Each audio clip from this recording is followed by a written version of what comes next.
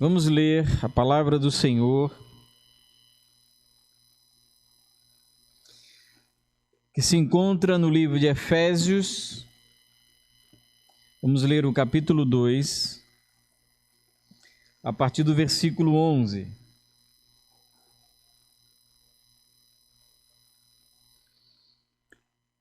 Diz assim a palavra do Senhor: portanto, lembrem-se de que no passado vocês eram gentios na carne, chamados incircuncisão por aqueles que se intitulam circuncisão, que é feita na carne por mãos humanas.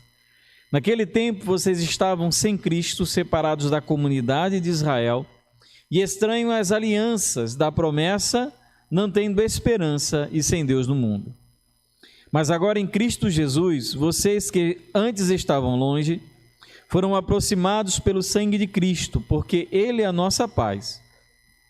De dois povos Ele fez um, na sua carne, derrubou a parede de separação que estava no meio, a inimizade.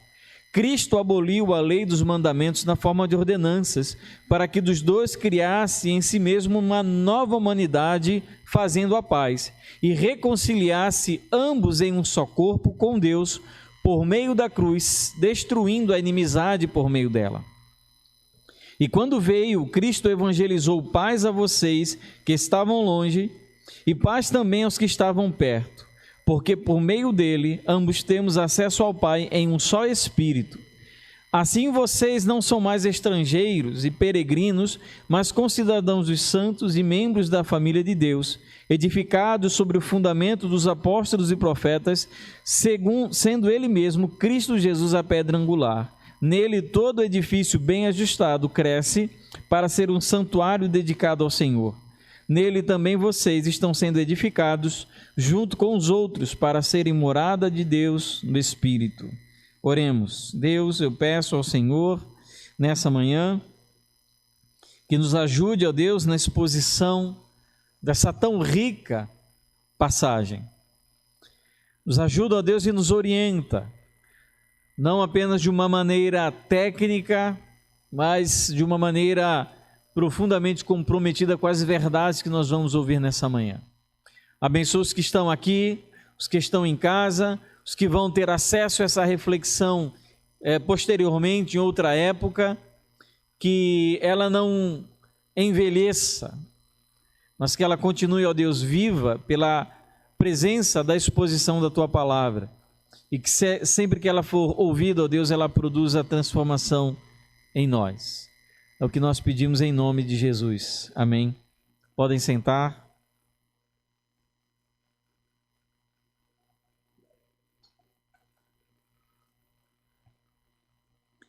Queridos, nós temos, durante um número considerável de domingos, já nós estamos agora no nosso 7º domingo, falando sobre o livro de Efésios.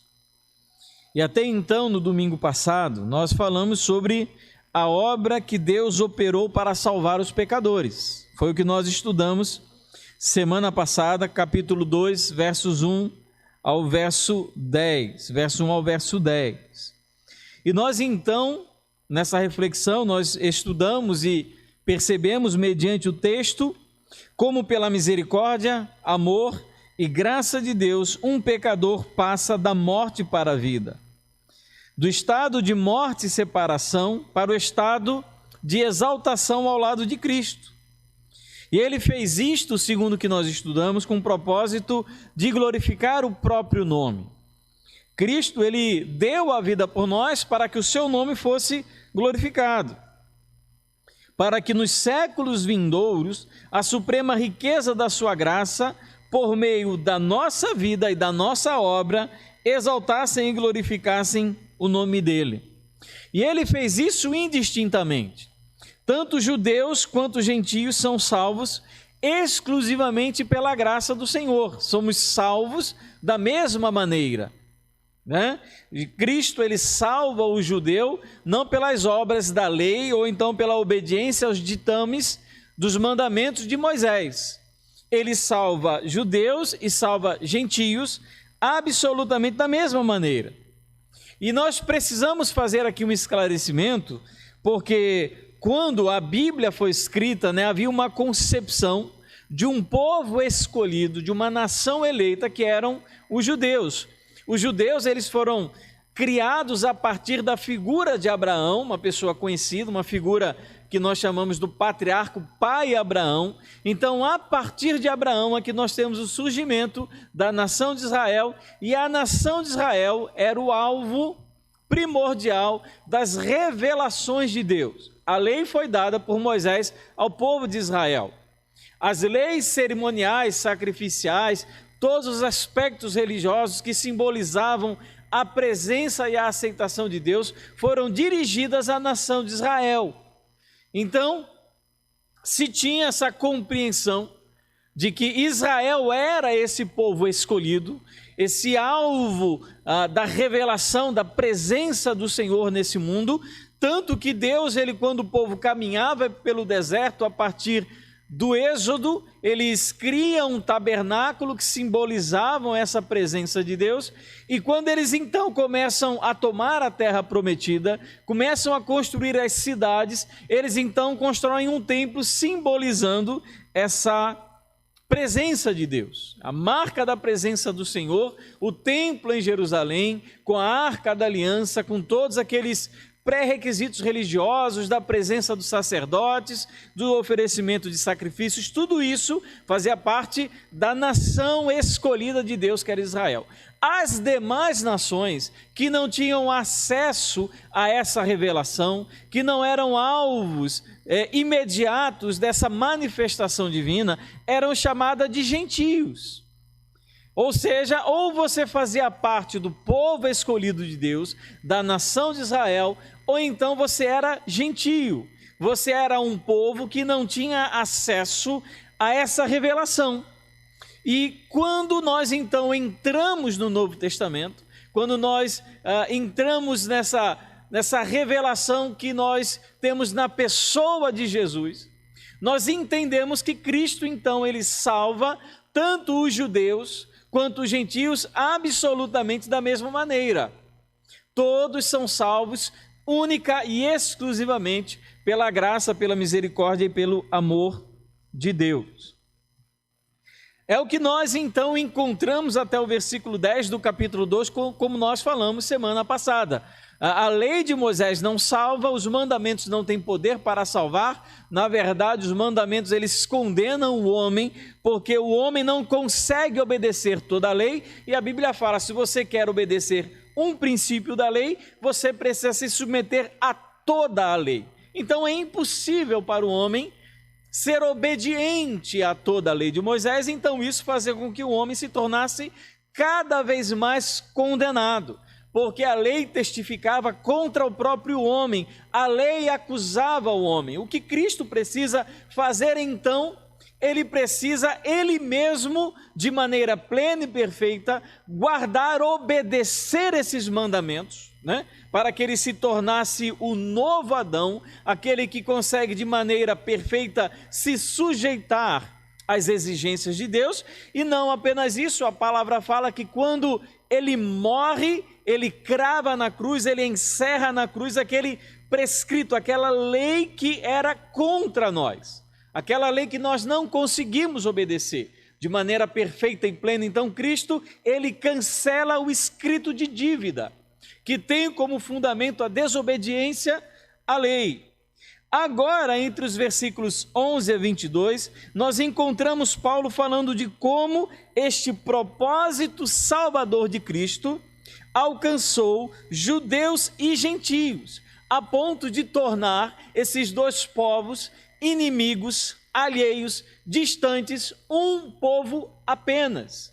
Então, em Cristo não existe mais judeu, não existe mais gentio, existe apenas, ambos formam um povo só. É o que nós então encontramos a partir do versículo 11 até o versículo 22 de Efésios capítulo 2. Qual era o grande problema? Havia uma incompatibilidade cultural e religiosa entre judeus e gentios. A lei que fora dada aos judeus produziu uma noção de santidade e separação. A lei para o judeu era um privilégio, porque revelava quem era Deus e quais eram então os desejos de Deus em relação à vida daquelas pessoas. Providenciava também os requisitos para que os judeus pudessem se aproximar de Deus da maneira adequada. Por isso a necessidade do sacerdote, por isso a necessidade dos sacrifícios de expiação, das ofertas pacíficas, por isso o calendário religioso. Essa necessidade trazia para o povo de Israel essa noção de separação.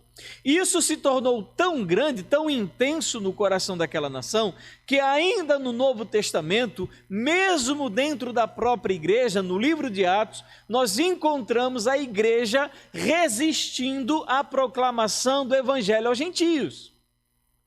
Nós encontramos Pedro com dificuldade de proclamar o evangelho aos gentios. Lembra aquela visão em que Deus ele mostra a Pedro um piquenique, desce do céu uma toalha com todo o animal que o judeu não poderia comer, e Deus manda a Pedro, mata e come, e ele se recusa a fazê-lo, e Deus fala, não tornes impuro aquilo que Deus purificou. O que Deus ele estava querendo mostrar para Pedro é que os gentios agora seriam introduzidos de maneira igual aos judeus na nova aliança. Isso foi tão difícil para a igreja aceitar, e eu acho interessante que o homem que foi encaminhado com a mensagem prioritária aos gentios foi aquele que mais perseguiu os gentios, que era o apóstolo Paulo.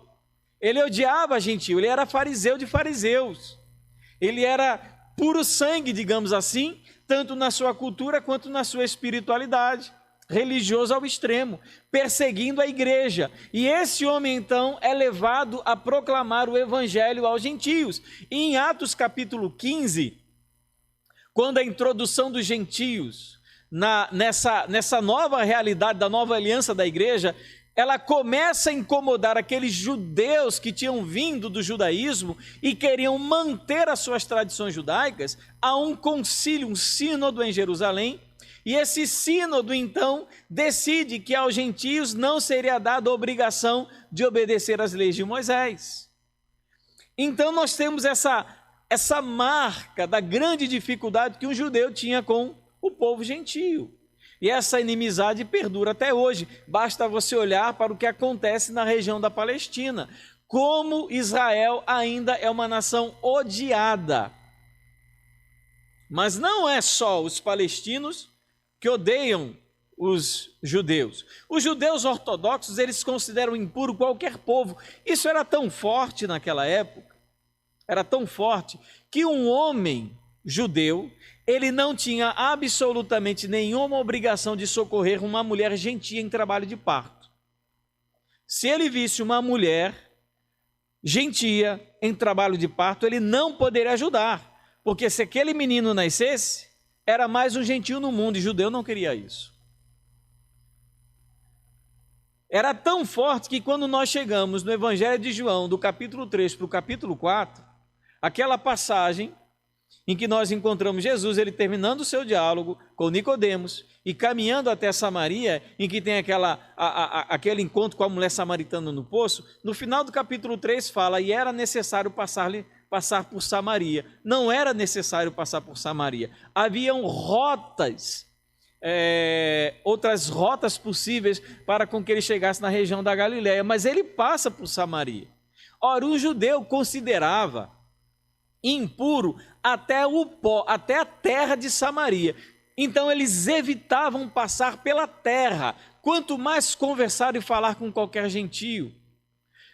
Quando nós chegamos naquela parábola do bom samaritano, aí nós entendemos o ódio do judeu pelo gentio, porque quem socorre aquele judeu que foi espancado e roubado e deixado à beira do caminho é um samaritano. E quando Jesus pergunta ao judeu, ao sacerdote, quem é o próximo daquele homem, ele nem diz foi o samaritano, ele diz foi aquele que teve misericórdia dele.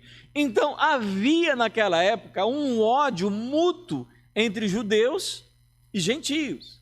E o que então Paulo, olha quem está falando isso, Quem está falando é Paulo. Ele está falando uma coisa, queridos, imagine a mudança no coração e na vida de Paulo para que ele fosse o instrumento de Deus para proclamar o evangelho aos gentios. Ele fazia parte daquele povo e daquela seita, os fariseus, que odiavam os gentios, mas agora ele, tomado pelo Espírito, fazendo essa reflexão por intermédio da inspiração do Espírito, da inspiração divina, ele diz que judeus e gentios agora são introduzidos numa nova aliança exatamente da mesma maneira. Um povo só. E é exatamente sobre isso que nós vamos ler. E Paulo, ele escreve os versículos 11 a versículo 22 de uma maneira muito didática. Ele divide esse trecho em 3 partes. Primeira parte, ele vai dizer como estavam gentios e judeus nos versículos 11 e 12, que tem um marcador gramático aí muito claro. Portanto, isso é o marcador do texto em que ele está abrindo uma seção. Portanto, lembrem-se, versículos 11 e 12. Dos versículos 13 a 18, vai dizer como Cristo operou a reconciliação. E o marcador disso daí é mais agora em Cristo. É outro marcador de que ele vai tratar sobre outro tema. E no final, versículos 19 a 22, ele vai dizer como estão agora gentios e judeus. E o marcador aí é a palavra assim. Então é muito claro no texto como Paulo está escrevendo e se assemelha muito aos versículos 1 e 10 do mesmo capítulo 2 de Efésios. No capítulo 2 ele começa falando sobre a situação dos gentios sem Cristo e agora então ele começa a falar da situação dos gentios antes de serem introduzidos nessa relação desse novo povo juntamente com os judeus. É muito interessante, é um texto muito profundo.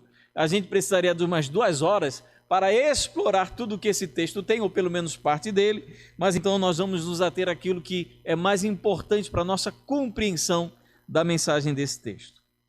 Falamos então sobre a separação que existe, versículos 11 e 12, de Efésios capítulo 2, que diz, portanto, lembrem-se de que no passado vocês eram gentios na carne, chamados incircuncisão por aqueles que se intitulam circuncisão, que é feita na carne por mãos humanas. Naquele tempo vocês estavam sem Cristo, separados da comunidade de Israel e estranhos às alianças da promessa, não tendo esperança e sem Deus no mundo. Ele pede que aqueles irmãos se lembrem de como eles eram. Veja, ele já começa, Paulo, falando sobre o desprezo que os judeus tinham pelos gentios, porque os gentios, eles eram considerados pelos judeus como incircuncisos. A circuncisão era uma das marcas da introdução das pessoas no povo de Israel. Consistia no corte cerimonial do prepúcio da criança aos 8 dias de nascido. Então, toda criança, quando nascesse, todo rapaz, todo homem, deveria ser ao 8º dia circuncidado. Então, o judeu, ele chamava o gentio de incircunciso, ou seja, ele não fazia parte do povo de Deus, ele estava excluído. E eles falavam isso não de uma maneira apenas a constatar um artefato cultural, um atributo religioso, mas diziam isso de maneira pejorativa, de maneira a desprezar aqueles que não eram judeus. Eram chamados de incircunciso na carne por aqueles que eram incircuncisos no coração. Olha que interessante, como Paulo está dizendo, quem chamava vocês de incircuncisos na carne, eram aqueles que eram circuncidados apenas na carne, ou seja, ambos os povos diante de Deus estavam incircuncisos de coração. Ambos estavam na mesma situação. A circuncisão da carne, o corte do prepúcio do rapaz, não significava que aquela pessoa de fato fazia parte da nova aliança, fazia parte do povo de Deus. A introdução mesmo de um judeu nessa relação de fazer parte do povo de Deus ainda que no Antigo Testamento, não dizia respeito ao corte, à marca feita na carne, mas sim pela fé nas promessas de Deus, pela fé no Senhor. Abraão, ele foi salvo, foi justificado pela fé, Hebreus capítulo 11. Então, naquela época, não era o corte do prepúcio que dizia que aquela pessoa estava numa relação com Deus. Isso dizia apenas que ela fazia parte de um povo judeu. Mas não apenas ser desprezado pelos judeus pelo fato de não serem circuncidados ao 8º dia, como era prescrito pela lei de Moisés. Os gentios também estavam espiritualmente mortos. Essa era a situação.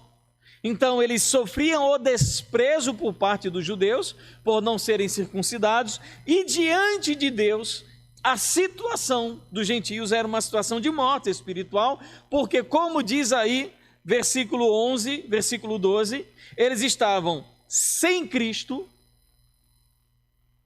estavam separados da comunidade de Israel, eles não tinham acesso à revelação de Deus, estavam alheios às promessas da aliança, eles não faziam parte daquela aliança celebrada com Deus e Abraão e transmitida pelos demais patriarcas até a nação de Israel. Eles estavam alheios, ausentes, não faziam parte dessas promessas da aliança, estavam sem esperança nenhuma nesse mundo e sem Deus.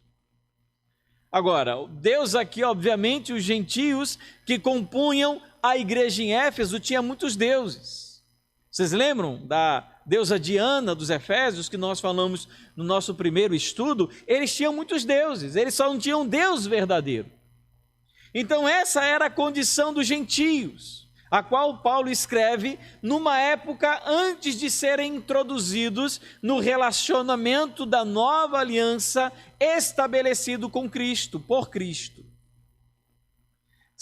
Sem Cristo, separados da comunidade de Israel, alheios às promessas da aliança, aquilo que a aliança de Deus com o seu povo trazia de benefício e de privilégio, os judeus não tinham acesso.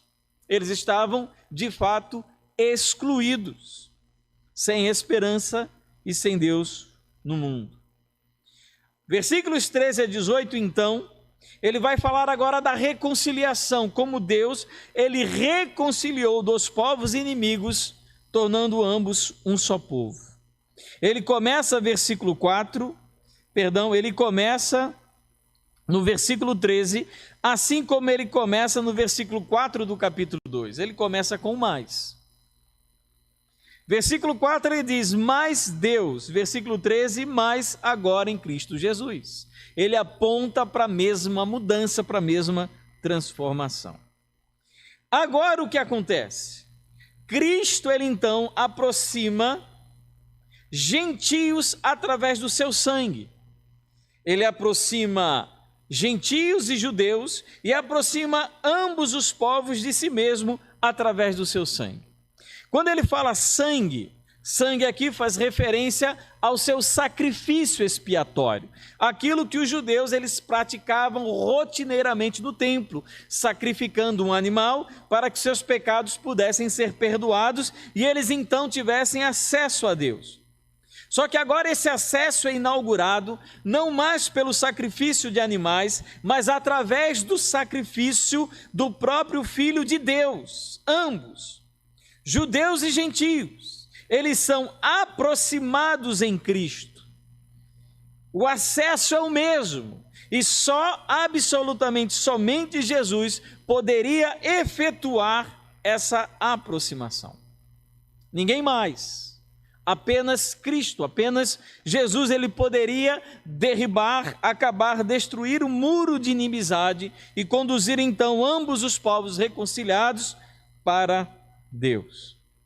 E o que isso então traz? Primeiro, Cristo morrendo, dando a sua vida, derramando o seu sangue por ambos os povos, acaba com a necessidade de dois povos, salvando ambos da mesma maneira. É o que diz versículo 13. Deus, ele nos reconciliou com ele e uns com os outros pelo sangue de Jesus. Então, Se ambos são salvos exatamente da mesma maneira, já não existem mais dois povos, existe apenas um povo. Todos nós somos um, somos iguais, unidos em Cristo por intermédio do seu sacrifício. Segundo, quando Cristo ele morre, quando Cristo dá a vida, ele derrama o seu sangue, o muro de inimizade que existia entre ambos os povos, ele é derribado, ele é destruído, versículos 14 a 16.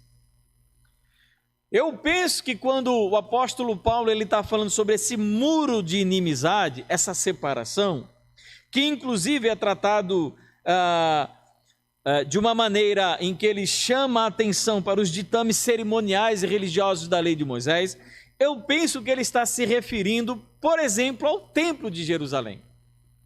O Templo de Jerusalém era uma marca cabal de que havia uma separação entre judeus e gentios.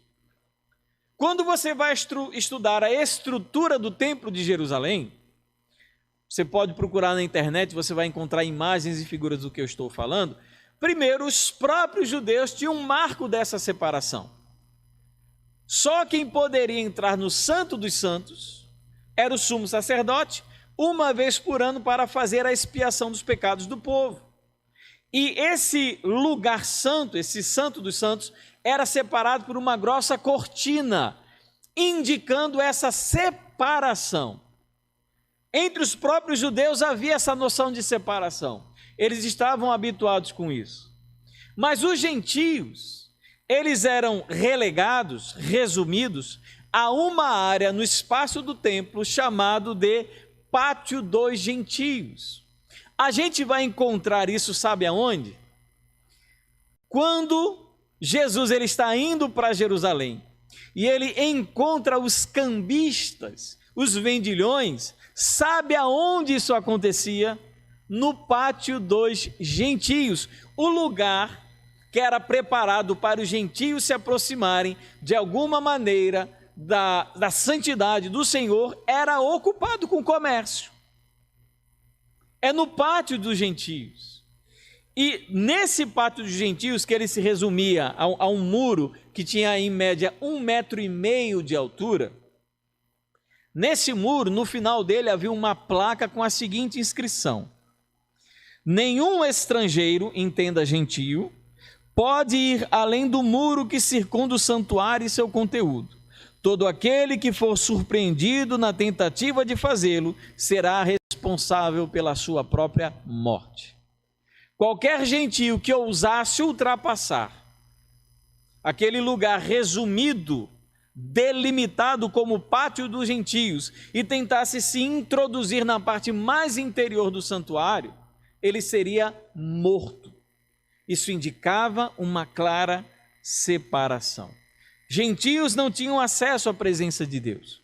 Gentios não poderiam estar na parte mais interior do templo. Então esse muro, essa divisória, essa separação, simbolizava juntamente com as leis de Moisés, fundamentadas nos seus ditames cerimoniais e religiosos, que provocavam essa separação, simbolizava essa inimizade. Judeu, ele não podia se relacionar com o gentio, porque no momento em que ele tocasse no gentio, ele era contaminado pelo pecado do gentio.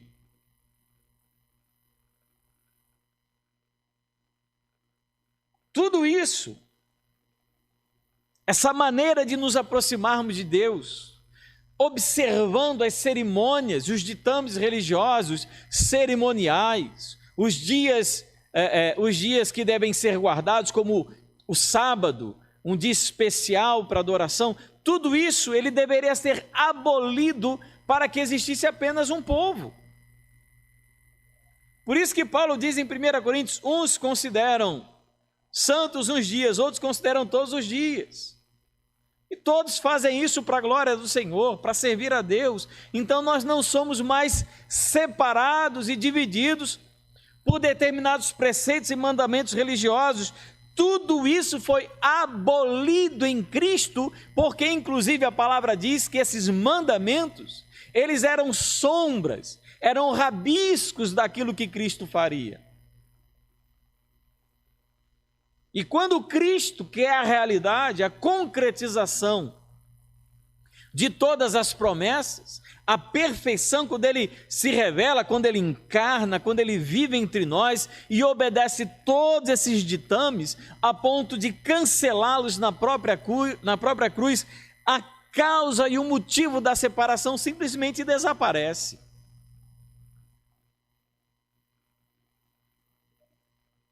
Tudo isso então é abolido em Cristo. Eu acho interessante como tem igreja que quer ressuscitar símbolos religiosos. Eu não estou falando só com relação aos sábados dos adventistas. Estou falando com relação a igrejas que colocam arca da aliança, que tocam chofar, que colocam candelabro, pastores que usam o quipá, que usam aquela estola sacerdotal do Antigo Testamento, que usam o peitoral com as 12 pedras de Israel. Essa retomada ridícula daquilo que Cristo cancelou. Se tornam judaizantes, implementando em suas estruturas culticas elementos que nem sequer hoje servem para aproximar um judeu de Deus, quanto mais um cristão da nova aliança. O objetivo de Cristo ao cancelar todos esses ditames e destruir essa parede de separação era criar para si um novo povo. E a expressão novo aqui no grego, kainos, significa completamente novo. Não é uma mistura de dois povos. Não é um resumo, não é uma sinergia de dois povos. É um povo completamente diferente. Nós não somos mais gentios e nós não somos mais judeus. O que nós somos então? Nós somos a igreja. Então o gentio, quando encontra Cristo, ele faz parte desse novo povo, desse novo homem, como diz o texto, que é a igreja. E o judeu então, quando encontra Cristo, ele passa a fazer parte desse novo povo, desse novo homem, que é a igreja, então, que existe de novo. Qual é esse povo onde Deus está reunindo todos os salvos? É na igreja, onde não é necessário essas observâncias, esses sacrifícios. Por isso ele pregou a paz aos povos, versículos 17 e 18. O mesmo Cristo, o próprio Cristo, ele veio e proclamou essa mensagem de paz. Paz com Deus e paz uns com os outros. Não existe mais separação. O acesso ao Pai agora é o mesmo para todos, sem separação, sem privilégios, todos iguais, naquilo que o Senhor chama de igreja. E versículos 19 a 22, então, nós encontramos a unificação desses povos. Gentios e judeus agora pertencem à mesma nação. Olha o que ele diz, versículo 19.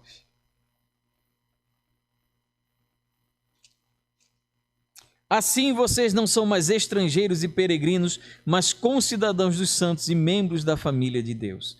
Olha como isso, queridos, é interessante. Nós pertencemos à mesma nação. Nós pertencemos a uma nação apenas, tanto gentios como judeus. Não existe mais nação judaica. Não existe mais a nação de Israel perante o Senhor. O que existe é só a igreja. Não apenas fazemos parte da mesma nação, como diz o texto, nós somos nação santa, mas nós fazemos parte da mesma família. Você imagina isso aí, Paulo, judeu, fariseu, dizendo que agora ele faz parte da família, da mesma família que faz os gentios? É uma obra que somente Cristo pode operar na vida e no coração de uma pessoa. Um palestino e um judeu que antes se odiavam, agora se consideram como família em Cristo. Só o Senhor poderia fazer isso. Fazemos parte da mesma família. Somos membros da família de Deus. E não apenas isso, o texto também diz que nós somos edificados como templo vivo do Senhor. Eu sei que nós valorizamos muito o espaço do culto e nós chamamos esse lugar de igreja e alguns chamam de templo. nenhuma coisa nem outra. Esse espaço não é a igreja e esse espaço não é o templo. Em nenhum lugar do Novo Testamento nós vamos encontrar a referência a um prédio como igreja ou a um prédio como templo. Isso é a ideia da antiga aliança. Da mesma maneira como nós entendemos e compreendemos muitas vezes o pastor como sacerdote, como homem que tem uma relação especial com Deus. Se eu quero chegar ao Pai, eu converso com o pastor. Se eu quero falar com Jesus, eu vou com o pastor. Isso é uma ideia sacerdotal do Antigo Testamento, daquelas coisas que foram abolidas. Então nós não estamos no templo, nós somos o templo. Nós não estamos na igreja, nós somos a igreja. Não tenho nada contra a referência a esse lugar, ao prédio como igreja ou templo. Eu não tenho problema nenhum com isso, desde que nós tenhamos no nosso coração, na nossa mente, a convicção de que igreja somos nós, de que nós somos o templo, esse templo vivo que está sendo edificado, tendo como fundamentos profetas do Antigo Testamento e os apóstolos, sendo Cristo a pedra angular, a pedra principal da construção que sustenta toda ela. É esse lugar, Cristo está enterrado aqui embaixo. É Cristo que está enterrado aqui. São os apóstolos que fundamentam essa construção? Não. Eles são fundamento da nossa vida como igreja e como templo do Espírito, lugar onde o Espírito habita.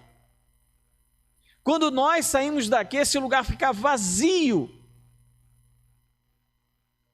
Essa ideia de que o Pai, ele habita permanentemente em um lugar, isso é uma ideia do Velho Testamento, é uma ideia católica, que é simbolizada por uma luzinha acesa no altar. Nós não somos assim. Nós somos templo, igreja do Senhor, nós, pessoas. É um templo onde o Espírito Santo habita em nós, na igreja do Senhor. Esse novo povo, criado por intermédio do sacrifício do sangue do próprio Deus encarnado, Jesus Cristo, derribou toda a parede de separação e fez para si um novo povo, que é para ele mesmo um templo e igreja do Senhor. Eu queria concluir fazendo 3 observações breves. Primeiro, nós não estamos debaixo da lei, estamos na graça do Senhor. Então não vamos impor para nós leis e mandamentos do Antigo Testamento. Nós estamos livres, fomos libertos. Não é por intermédio de sacrifício pessoal, não é por intermédio da observância de mandamentos que nós somos ouvidos por Deus. Se fundamentássemos a nossa relação com o Pai por intermédio de todos os mandamentos que a gente obedece, nós jamais seríamos ouvidos. Somos ouvidos, atendidos e recebidos exclusivamente pela graça do Senhor. Não por outra razão.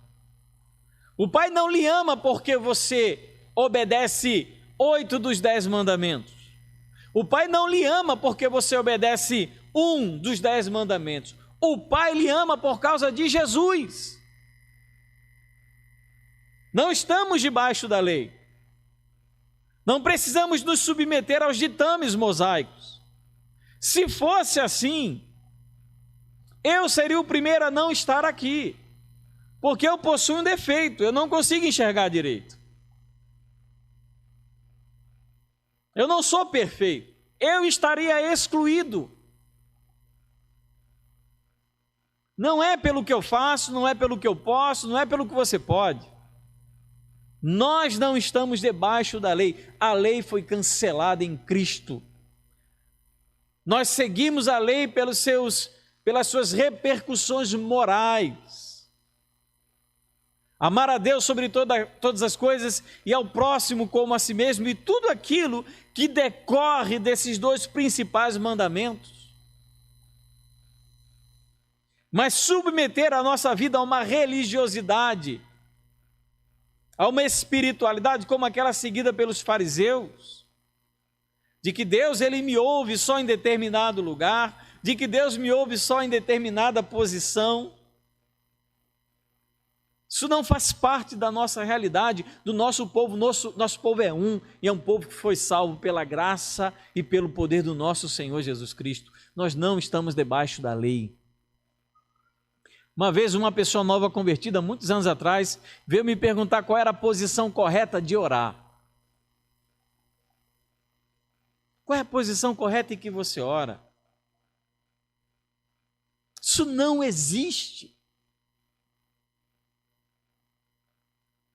Não estamos debaixo da lei. Segundo, em Cristo todas as distinções são canceladas, nós somos apenas um povo. E se tem um povo que gosta de distinção, é evangélico. Gosta de título, não é? Você é pastor, sim, mas quantos membros tem na sua igreja? O que é isso? É criar distinção. Quanto é que você arrecada de dízimo na tua igreja? Quantas pessoas tem no teu ministério de louvor? A gente gosta disso. A gente gosta de gente cheirosa, gosta de gente bem arrumada. A gente não gosta que as pessoas venham de ônibus ou de bicicleta, é bom quando vem de carro. A gente gosta de distinção. A gente escolhe as pessoas.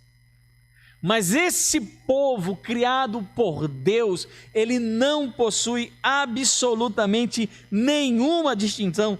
Todos nós somos iguais, independente de onde viemos, independente do nosso sexo, da nossa posição social. Se nós falamos, estamos aqui, ou nós vai, nós fica, independente de qual seja a distinção, se somos brancos, negros, pardos, isso daí é coisa do mundo, a igreja é uma só.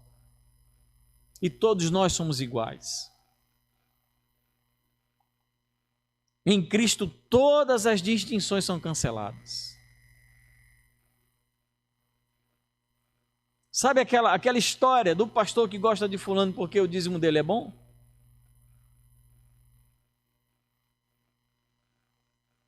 Em Cristo todas as distinções elas são canceladas. Todos nós somos iguais. Eu não me considero melhor do que ninguém aqui. Pode acreditar no que eu estou dizendo. Não tenho pretensões de ser sacerdote, de ser papa para ninguém. O mesmo acesso a Deus que eu tenho, você tem também. Não sou melhor porque fiz curso de seminário, porque me tornei pastor, ou o Senhor me tornou pastor. Isso não me torna melhor, isso me torna mais responsável. Sem distinção. E terceiro e último. Perdão, são 4 pontos. Terceiro, como fazer parte deste povo, deste novo povo causa impacto na sua vida. Isso lhe transforma, lembra? É um novo povo. Ele não está misturando 2 povos, ele está fazendo agora um povo novo. E você faz parte desse povo. Como isso causa impacto na tua vida? Não dá para fazer parte dessa nova nação em Cristo e ter o mesmo comportamento de um gentio que não conhece a Deus. É impossível. Não é possível que vivamos uma nova realidade de vida em Cristo, salvos, reunidos, pacificados.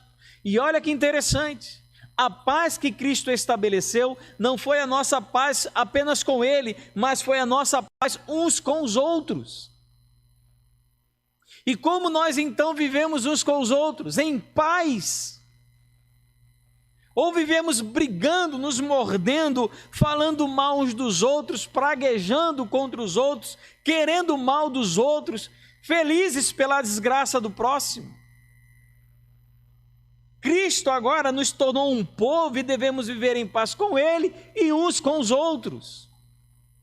Eu não entendo como pessoas conseguem viver tanta luta, batalha e briga dentro de igreja e não se sentirem incomodados com isso, como se fosse apenas mais uma assembleia.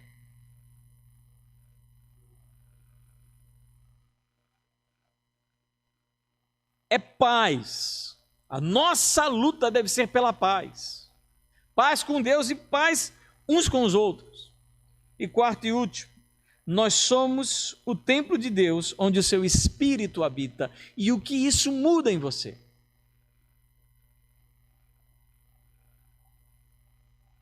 O Espírito habita em nós, igreja, nós pessoas.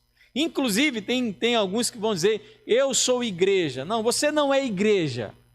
O termo igreja ele é sempre usado no plural. Vós sois a igreja. Igreja são pessoas, é reunião, é 2, é 3. Nós não encontramos Deus ele falando que uma pessoa é a igreja. Ela faz parte da igreja, ela compõe a igreja, mas ela é o templo do Espírito. E como isso muda a tua vida? Como isso faz você ser um esposo melhor, uma esposa melhor, um trabalhador melhor, um pai melhor, um crente melhor? Como isso muda você? Ou não muda nada? Ou está tudo como era antes, quase nada se modificou, como diria Roberto Carlos? Continua tudo do mesmo jeito, mudou de religião, mudou a frequência, antes ia para a igreja católica, antes ia para o espiritismo, agora vem para a igreja evangélica.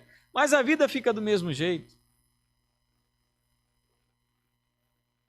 O templo do Espírito, o Espírito, ele habita em você.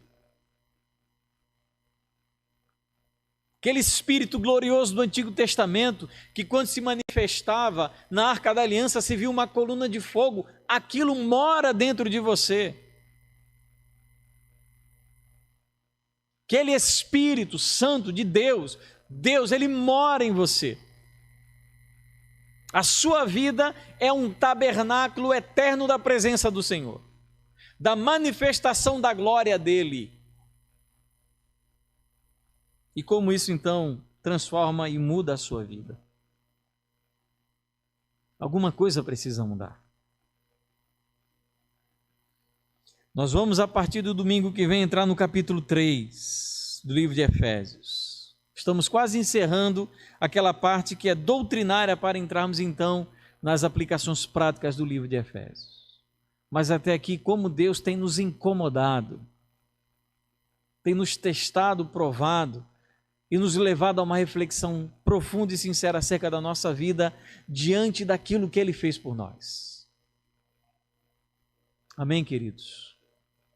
Fecha seus olhos e vamos orar ao Senhor agora.